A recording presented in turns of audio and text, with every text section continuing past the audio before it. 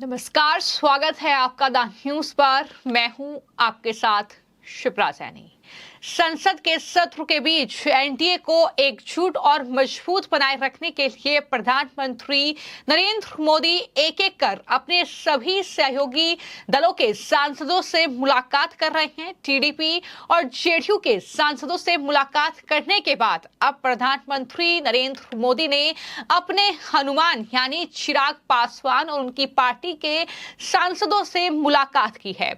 मुलाकात की ये तस्वीरें सामने आई हैं जो आप देख रहे हैं, जिसमें चिराग पासवान के साथ उनकी पार्टी के बाकी 4 और सांसद मौजूद हैं और प्रधानमंत्री नरेंद्र मोदी को गुलदस्ता भेंट कर रहे हैं। तो ये तस्वीरें अपने आप में बेहद खास हैं। जिस तरीके से चिराग पासवान हर एक मौके पर प्रधानमंत्री के लिए मेरे प्रधानमंत्री शब्द का इस्तेमाल करते हैं, और सिर्फ इतना ही नहीं, चिराग पासवान खुद को प्रधानमंत्री नरेंद्र मोदी का हनुमान बताते हैं। एनडीए का हिस्सा है उनकी पार्टी और उन्हें दरअसल केंद्रीय मंत्री का तमगा भी जो है एनडीए की सरकार में मिला है। तो कुल मिलाकर इस तरीके से इन सब के बीच ये तस्वीरें जो हैं सामने आई हैं। ये तस्वीरें जो प्रधानमंत्री नरेंद्र मोदी ने भी शेयर की हैं, और प्रधानमंत्री ने इन तस्वीरों को शेयर करते हुए एक खास नोट कह सकते हैं लिखा है। पीएम ने चिराग पासवान के पिता रामविलास पासवान का जिक्र किया और कहा कि लोक जनशक्ति पार्टी रामविलास के जो प्रमुख थे रामविलास पासवान, वो मेरे प्रिय मित्र थे। उनकी बहुमूल्य जो कहीं ना कहीं एक चीज है वो मुझे हमेशा याद आती है। मुझे देखकर खुशी हुई। चिराग पासवान इस मौके पर आगे बढ़ें और रामविलास जी के दृष्टिकोण को पूरा करें। हमारी पार्टियां सार्वजनिक सेवा के लिए मजबूती से एक साथ हैं। तो कुछ इस तरीके से प्रधानमंत्री नरेंद्र मोदी ने इन तस्वीरों के साथ अपनी खुशी जाहिर की और विपक्ष को एक स्पष्ट संदेश दिया कि हम सब जो एनडीए का हिस्सा राजनीतिक दल हैं वो एकजुट हैं, वो एक साथ हैं, क्योंकि रामविलास पासवान की जो पार्टी है लोक जनशक्ति पार्टी, उसके कुल 5 सांसद हैं जिन्होंने प्रधानमंत्री नरेंद्र मोदी से दिल्ली में ये मुलाकात की है, जिसमें खुद चिराग पासवान हैं। उनके अलावा वरिष्ठ सांसद वीणा देवी है, संभवी चौधरी सबसे युवा सांसद उन्हीं की पार्टी में है, राजेश वर्मा और अरुण भारती, ये 5 सांसद हैं जिन्होंने प्रधानमंत्री नरेंद्र मोदी से ये मुलाकात की है। और इस मुलाकात को चिराग पासवान ने भी अपने एक्स हैंडल पर शेयर करते हुए इन तस्वीरों के साथ ये लिखा कि देश के लोकप्रिय प्रधानमंत्री ने आज लोक जनशक्ति पार्टी रामविलास के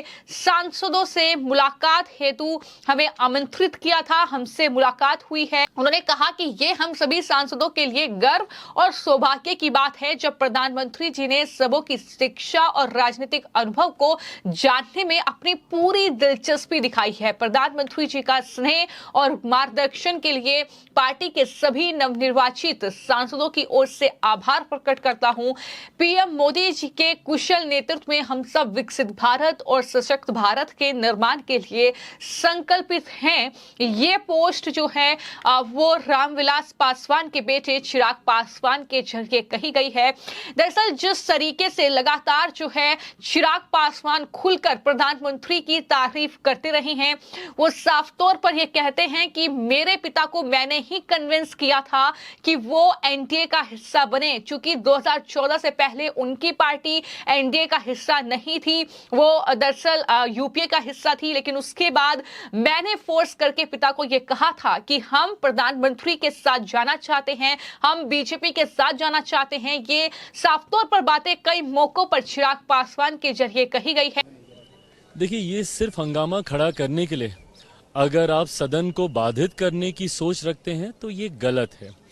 राष्ट्रपति जी के अभिभाषण पर जब धन्यवाद प्रस्ताव आता है तो इसमें पूरी स्वतंत्रता हर एक दल को, हर एक सांसद को होती है कि वो इसमें किस विषय को उठाना चाहता है। माननीय स्पीकर साहब के द्वारा भी, चेयर के द्वारा भी इस बात को स्पष्ट तौर से कहा गया कि अगर आप नीट के विषय को भी उठाना चाहते हैं, देखिए ये विषय ऐसा है जिसके लिए सरकार भी पूरी तरीके से गंभीर है। सरकार कतई नहीं चाहती कि किसी भी छात्र के साथ अन्याय हो, उसके भविष्य के साथ कोई भी खिलवाड़ हो।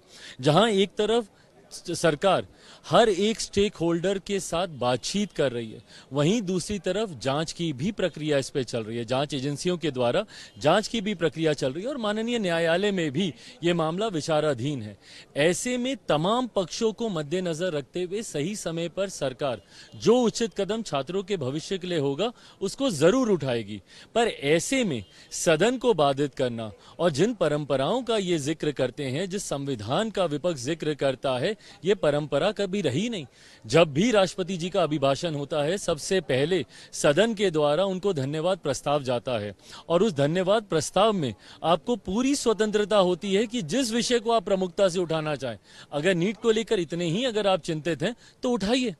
पर आज सदन बंद कर कर क्या मिला? अगर चर्चा होती तो आप भी उस विषय को उठाते, सरकार भी बाधित होती आपको जवाब देने के लिए।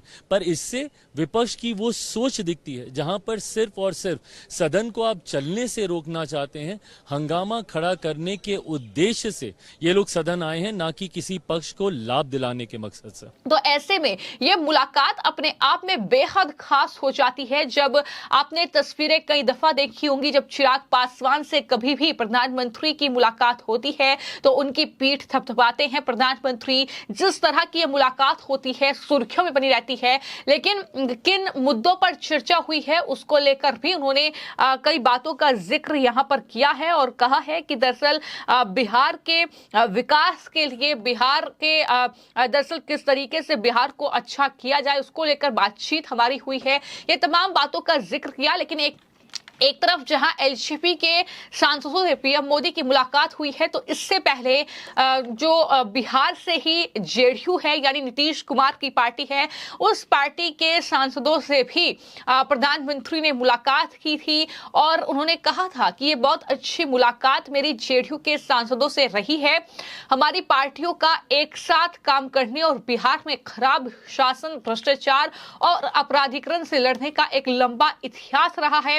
ये उन्होंने कहा कि नीतीश कुमार के नेतृत्व में बिहार को विकास के रास्ते पर ले गए हैं। हम सुशासन के लिए मिलकर काम करते रहेंगे। ये तमाम बातें कहते हुए पीएम मोदी ने जेडीयू सांसदों की मुलाकात की भी चर्चा अपने एक्स हैंडल पर की थी। तो जैसा कि मैंने बताया कि एक एक करके वो तमाम उन राजनीतिक दलों के पार्टी के सांसदों से मुलाकात कर रहे हैं जो एनडीए का हिस्सा है। इससे पहले टीडीपी के सांसदों से भी उन्होंने मुलाकात की थी, जिसमें आपको बता दें कि कई उनके सांसद जो चुनकर आए हैं उन्होंने प्रधानमंत्री से मुलाकात की और पीएम मोदी ने ये साफ तौर पर लिखा है कि मेरे मित्र के नेतृत्व में हमारी पार्टियां केंद्र और आंध्र प्रदेश में मिलकर काम कर रही हैं। यानी यहाँ पर बात वो टीडीपी प्रमुख की कर रहे हैं और उन्होंने कहा कि आंध्र प्रदेश के विकास के लिए हम हर संभव कोशिश करेंगे। ये पीएम मोदी की तरफ से कहा गया था। तो कुल मिलाकर ये जो तस्वीरें हैं अपने आप में बहुत कुछ कहती हैं कि अगर बीजेपी को इस बार बहुमत नहीं मिला है, अगर बीजेपी के खाते में सिर्फ 240 सीटें आई हैं और सत्ता पर बरकरार रहना है तो सहयोगियों को साथ लेकर चलना होगा। ये पीएम मोदी बखूबी तरीके से जानते हैं और शायद यही वजह है कि इस तरीके से जब संसद का सत्र शुरू हुआ और ये जब तीसरी बार सत्ता पर प्रधानमंत्री विराजे हैं, उसके बाद पहला सत्र है, तो ऐसे में किस तरीके से सांसदों से व्यक्तिगत रूप से मिला जाए, चाहे वो दूसरे राजनीतिक दल के सांसद हो जो कि एनडीए का हिस्सा है, उनसे बातचीत की जाए, उन्हें एकजुट रखा जाए, उन्हें हर संभव ये भरोसा दिलाया जाए कि जो सरकार है वो आपके साथ है, वो आपके हर लोकसभा क्षेत्र में जो है कहीं ना कहीं ध्यान रखेगी। ये तमाम चीजें हैं जो इस पूरे एनडीए को एकजुट करने में कहीं ना कहीं कारगर साबित हो सकती हैं और उन्हीं तमाम चीजों को ध्यान में रखते हुए ये मुलाकात जो है मानी जा रही है कि इस तरीके से विपक्ष जहां हर रोज एनडीए पर सवाल खड़ा करता है, तो वहीं प्रधानमंत्री किस तरीके से एनडीए को एकजुट रखना है, किस तरीके से 5 साल इस सत्ता पर काबिज रहना है, बतौर प्रधानमंत्री किस तरह के फैसले लेने हैं और उन फैसलों को लेकर किस तरीके से जो समर्थक जो राजनीतिक दल हैं उनको कन्विंस करना है, इन तमाम चीजों को लेकर ही ये मुलाकात जाहिर तौर पर हुई होगी। फिलहाल आपकी इस पूरी खबर को लेकर क्या राय है हमें कमेंट बॉक्स में जरूर लिखें। धन्यवाद।